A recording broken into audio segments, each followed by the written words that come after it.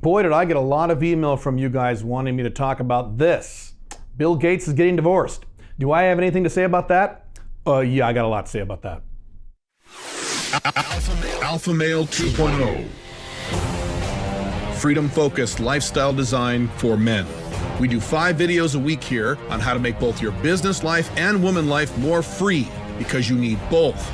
If you subscribe to this channel, leave a like on this video, and leave a comment on this video, you will automatically be entered into the regular drawing for my online video course on how to create location-independent income, normally $1,400. We regularly announce the winners at the community feed at this channel. So many of you have already informed me, like the split second it happened, and here in Dubai, I'm in a slightly different time zone than most of you, but I woke up in the morning and got all these emails. Caleb, oh my God, Bill Gates is getting divorced. Oh my God, you gotta talk about this. So Bill Gates is a complicated topic. And so I will cover all the bases as best I can in this video. I think I'm gonna surprise some of you by the things I'm gonna say about Bill Gates, because Bill Gates is one of these very polarizing figures. And as always, I look at things objectively and rationally. I don't look at things through the prism of my political beliefs or what I think should happen or the way the world should be. I look at the world the way it is, and I make evaluations and assessments based on fact, not my hopes or my opinions or my emotions. At least I try my best to do that. Of course, I'm a human being. No one is perfect at this, but I'm pretty good at this as compared to most humans. Bill Gates is one of these figures today that is a very polarizing political figure. If I even say the word Bill Gates in a video, I will get several hardcore right-wing Trump guys to say, Bill Gates, I hate Bill Gates. He's trying to vaccinate me and put microchips in my body and fuck Bill Gates. Ah! Okay. And then before that, you had left-wingers who said Bill Gates is evil and terrible because he's a billionaire and fuck billionaires and fuck rich people and fuck this. All right, so you got those people. Then there are a lot of people in the tech industry, certainly years ago, decades ago, when I was hardcore in the tech industry, who resented Bill Gates because they thought Bill Gates was successful because he was in the right place at the right time, not necessarily because he had any special talent or skill. So instead of giving you that kind of emotion, I'm going to give you the facts. So first off, I will say, and I have said this for 20, 25 years now, well before I was on the internet, public on the internet, but when I was doing public speaking and some other things, I said at the time during the early 2000s, late 90s, that Bill Gates is probably more responsible for more good in the world than any other single individual person in human history. Now, before you lose your fucking mind and start screaming about vaccines, let me cover the facts first, at least prior to all this vaccine stuff back in the 80s, 90s, and 2000s. Bill Gates' company, Microsoft, has created literally thousands upon thousands of millionaires. I forget the number. At one point, the number somewhere around, the late 90s was something like 4,000 Microsoft employees were millionaires just from their stock that they got by being a Microsoft employee. Can you name another person, any other person you can think of, who has taken normal, everyday people who would never start their own business, who would never be successful, and turned 4,000 of them into millionaires? Now that's just the millionaires. What about the people who made, 500,000, 800,000, who made far more money than they could possibly make on their own, but due to Bill Gates and Microsoft, they were able to do that. Now that is before Bill Gates moved away from Microsoft and started his foundation. This is before he got married, the Bill Gates Foundation, not the Bill and Melinda Gates Foundation, the Bill Gates Foundation. Bill Gates Foundation did things like give hospitals and schools computers. Do you think that made things better? Do you think that improved the world a little bit? Yeah, improved the world a lot. Then yes, he got married, and he married a dominant corporate woman, and the dominant corporate woman said, I want my name on the foundation, and I want to start helping poor people in Africa. And Bill Gates is a beta male. I'll talk about that in a second. And he said, okay, yes, dear. And then he basically cured polio. He cured polio throughout the entire continent of Africa. Is that a good thing? Yes, that's a good thing. If I were to rack up all the good things that Bill Gates has done for the world, it would be a very, very, very large list, and I don't think you could compare that to any other single individual person, certainly in the modern era. Regardless of your political opinions about Bill Gates, regardless of your opinions about Bill Gates as a beta or as a person, regardless of your opinions about his business practices and things like that. And I have opinions on all these things too. I'll get to all those things. But again, you have to look at the facts. Bill Gates has been a net positive, at least up until this vaccine stuff, for not only the United States, but for the world. He's done a lot of good. And to say he hasn't is to deny the facts, and that's not something I do. Now, in terms of the vaccination stuff and trying to microchip everybody, and that is a very big, complicated topic, I am not pro-COVID vaccinations. I am also not an anti-vaxxer. To get that out of the way, because I know I'm going to get questions about this, because I often do, I will not take a COVID-19 vaccine unless I am forced to, meaning that if every country in the world mandates that you have to have a vaccine stamp or something on your passport, and there's no legal loopholes around it, and there usually is, if it comes to that, then okay, I will get a vaccine. I am not an anti-vaccine person. I would just rather not get it. And I can describe all the reasons and details and the fact-based, rational reasons why I had to do that. That is a topic for another time. So the point is, I'm not a big fan of rushing out vaccines and shoving them in my body, but I'm also not one of these crazy Trump anti-vaxxer people. I'm neither of those things. Do I agree with a lot of Bill Gates' political opinions or opinions on how to run the world? No, I do not. As I've written about extensively at my blogs, high-end billionaires are globalists. That's just part of the deal when you're a high-end billionaire. Yes, there's one or two exceptions, but to be a high-end billionaire is to be part of the system. And when you're part of the system, you don't want to change the system. You want to keep it rolling. So no, I don't agree with his political opinions. Now, Bill Gates as a person. Is Bill Gates a beta male? Yes, of course he's a beta. The world is full of high-income, financially successful beta males. Bill Gates, Mark Zuckerberg, Elon Musk. And these guys have really fucked up relationship lives because they're betas. Elon Musk has been divorced, 3 times? Jeff Bezos just got divorced a while back? Yes. And what's fascinating to me is a lot of the emails that I've gotten are guys who are surprised. They say, I was surprised to hear that Bill Gates, a super powerful multi-billionaire who is a beta male, got divorced. How monogamy didn't work out for him. I was surprised to hear this, Caleb. Long-term monogamy does not work. I don't know how many times I got to say it. When you are very, very wealthy, the odds of you getting divorced go up, not down. And when you marry a dominant woman, your odds of divorce go up, not down. So let's talk about Melinda Gates for a minute. I don't know her well.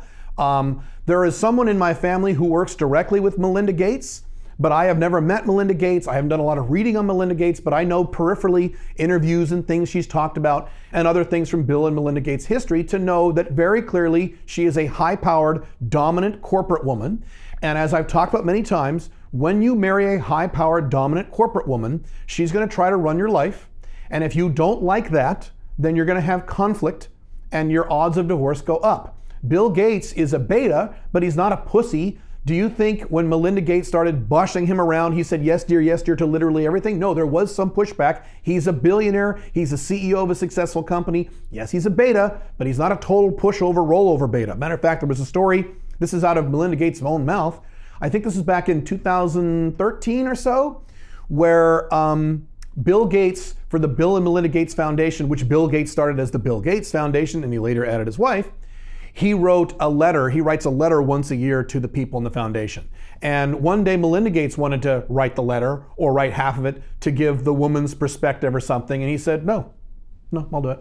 And apparently, based on what Melinda Gates said, they had a huge argument. They were screaming at each other. And I don't know if that was the beginning of the end or not, but I'm sure that was not the only huge argument that couple had. I'm sure they had many, many arguments. One of the things I've talked about is when an alpha male 1.0, which Bill Gates is not, marries a dominant woman, that is an explosive combination. Not marries, but just even dates, gets into a relationship with, because these are fundamentally incompatible personality types.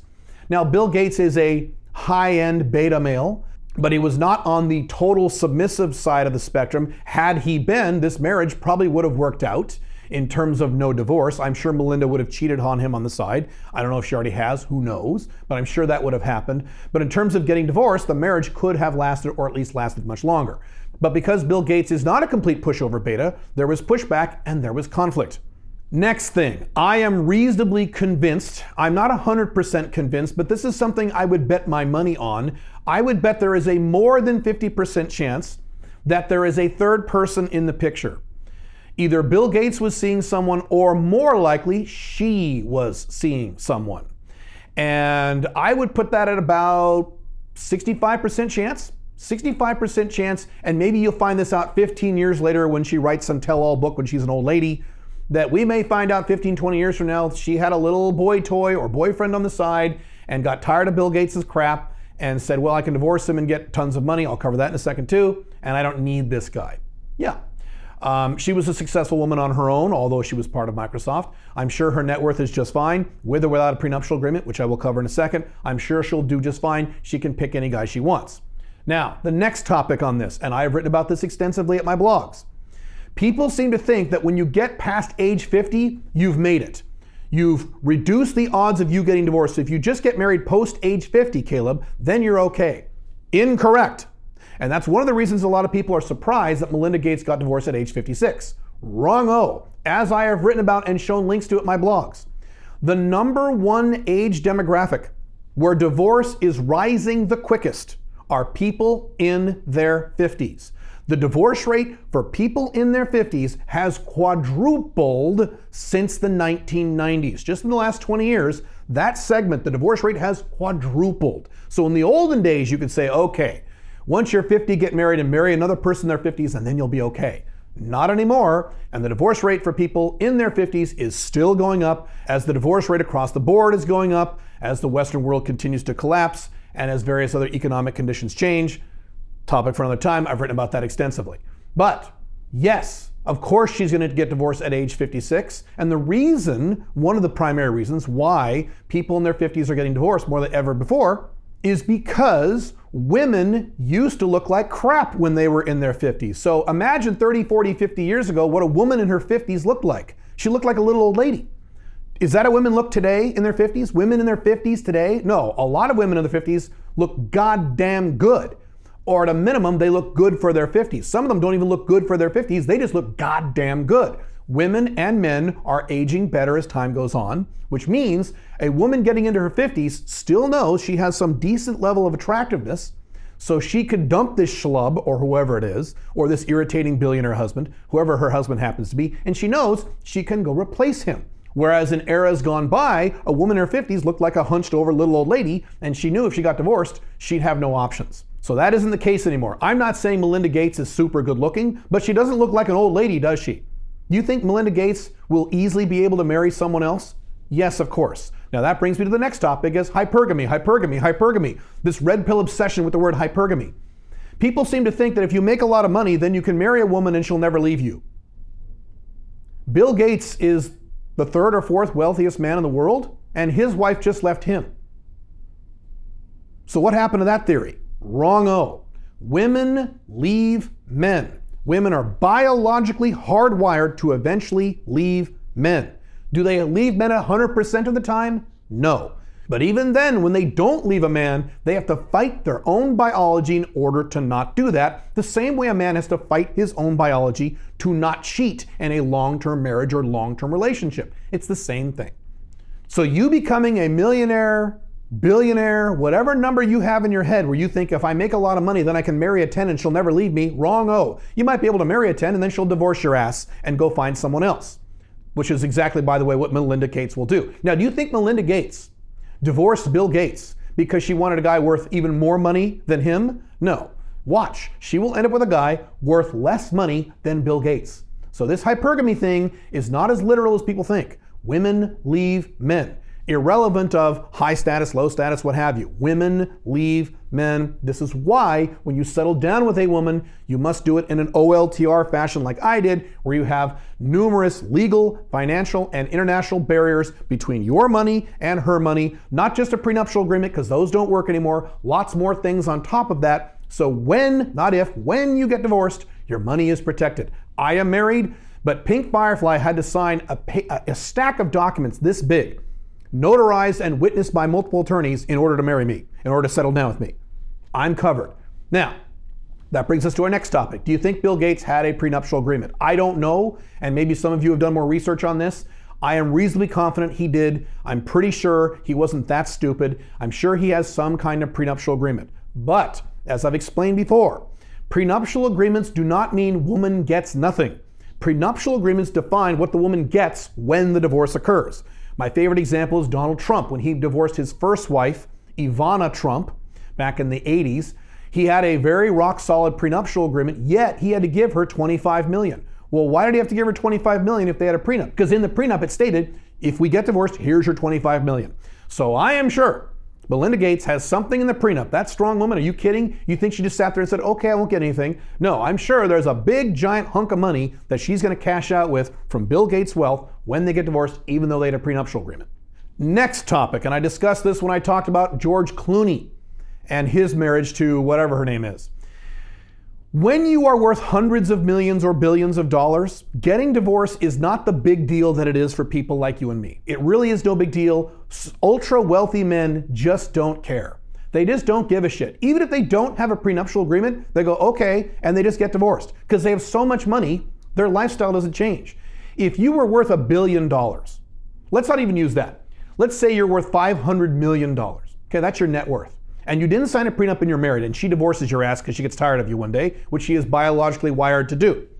You have to pay her $250 million. Do you care? I mean, yes, some numbers on a piece of paper change somewhere, and maybe philosophically you may have a problem with it, but does your lifestyle change at all in any way whatsoever? Do you even notice in terms of your day-to-day lifestyle and your business structures and things like that? No. I personally know a guy, I think I've mentioned it before, years ago, where he got divorced, and at the time of his divorce, he was worth over $100 million. He was worth, I think, around $120 million or so.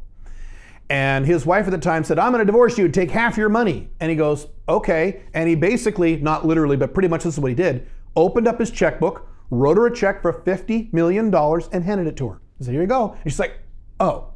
And then she left with $50 million in her pocket. And he didn't give a shit. I talked to him several times about this. He's like, I don't care. What difference does it make? Oh no, I only have $70 million left. There's no difference in my lifestyle. There's no difference in my business. There's no difference in my life other than this bitch isn't in my life anymore and I can go get a new one, which is exactly what he did.